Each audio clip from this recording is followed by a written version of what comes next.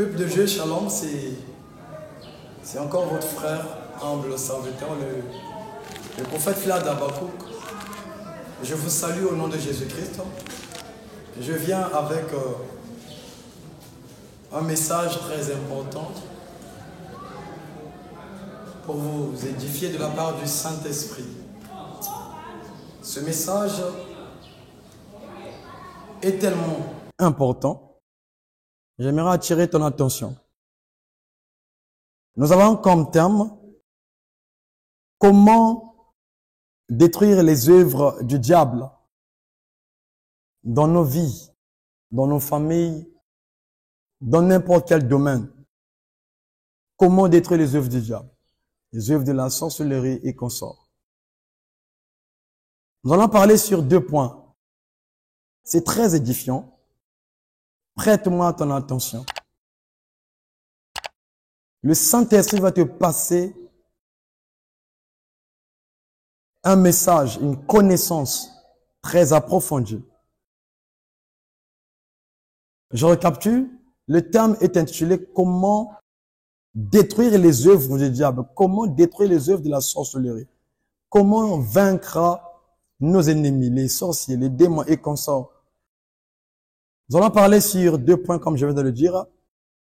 La première chose, il faut connaître ton autorité et ta position.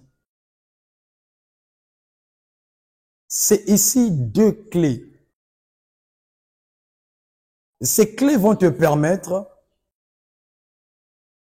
à réussir. Sans plus tarder, j'aimerais que nous puissions d'abord lire dans le livre de Éphésiens, chapitre 6, verset 12. Permettez-moi de lire ma Bible.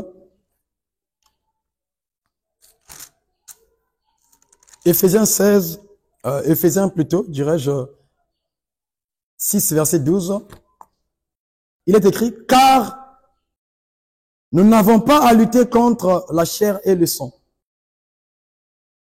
mais contre les dominations, contre les autorités, contre les princes de ce monde de ténèbres, contre les esprits méchants dans les lieux célestes. » Remarquez ici, l'apôtre Paul, poussé par le Saint-Esprit, nous donne ces révélations. Bien aimé, la guerre spirituelle, elle est réelle.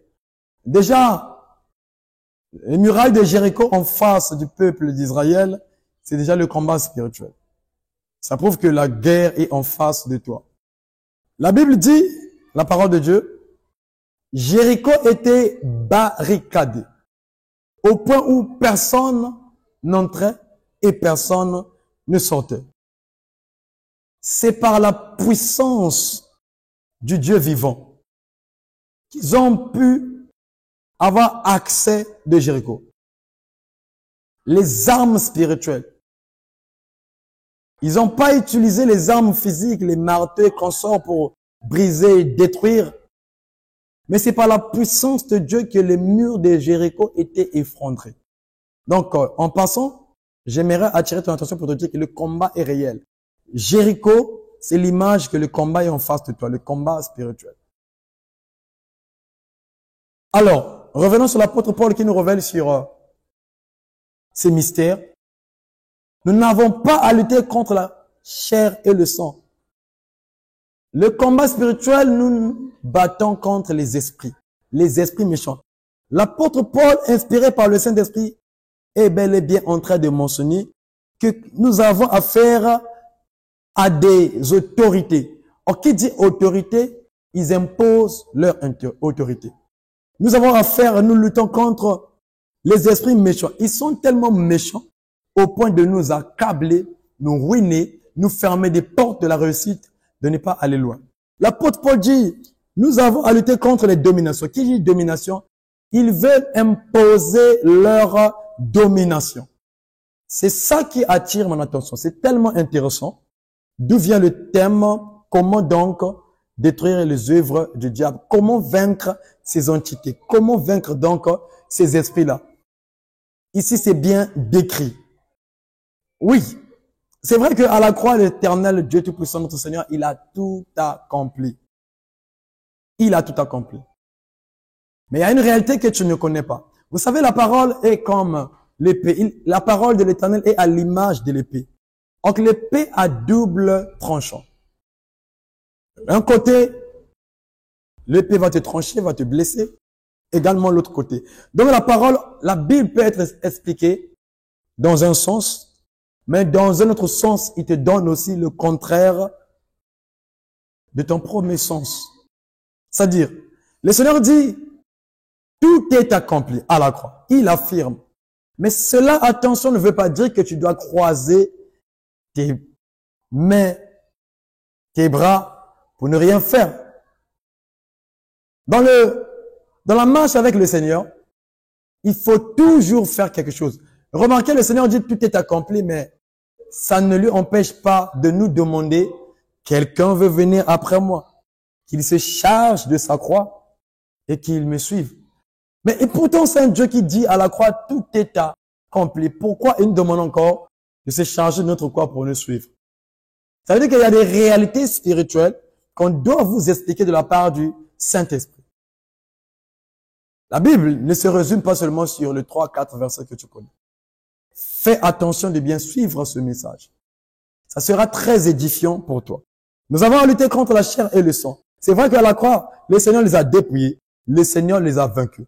Oui, mais pourquoi, c'est une question que je te pose, que le Seigneur, puisqu'il les a vaincus, pourquoi il nous a encore donné le pouvoir, selon Luc 10, 19, de marcher sur les serpents et les scorpions, sur toute la puissance de l'ennemi? Pourquoi il nous promet encore rien pour nous nuire?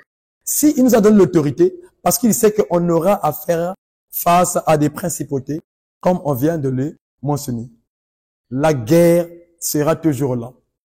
Tant que tu vas vivre encore longtemps sur la terre, la guerre sera en face de toi. Le muraille de Jéricho sera en face de toi.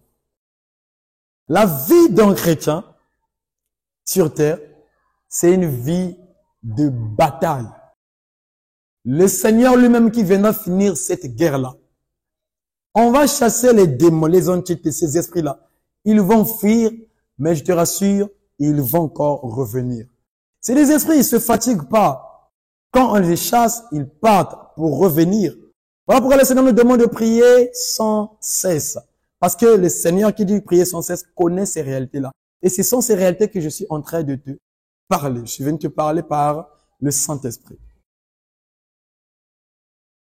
Soyez en paix. Alors, puisqu'on a affaire aux autorités, ils ont la domination. Celui qui a l'autorité, il doit exercer son autorité. Celui qui a la domination, il doit exercer sa domination. Ces esprits méchants doivent exercer leur méchanceté. Contre qui? Contre les enfants de Dieu, contre toi et moi. Voilà pourquoi inutile de dire, j'ai tendance d'entendre les gens qui disent, je n'ai rien pris du diable, je n'ai pas pris son sac, je n'ai pas fait du tort à une personne. Bien aimé, le diable, le sorcier de ta famille, de l'église, du quartier, le monde des ténèbres, ils n'ont pas besoin que tu puisses prendre quelque chose ou encore que tu puisses les insulter. Aussi longtemps que tu appartiens à Dieu, automatiquement tu es leur ennemi. Le Seigneur, pour ses enfants, il a répandu dans chacun de nous des différentes grâces qu'on appelle les étoiles. Les étoiles en nous, ça les attire. Le combat sera toujours là. Tu dois souligner cela. Tu dois mettre ça dans ta cervelle. Tu dois mettre ça dans ta tête.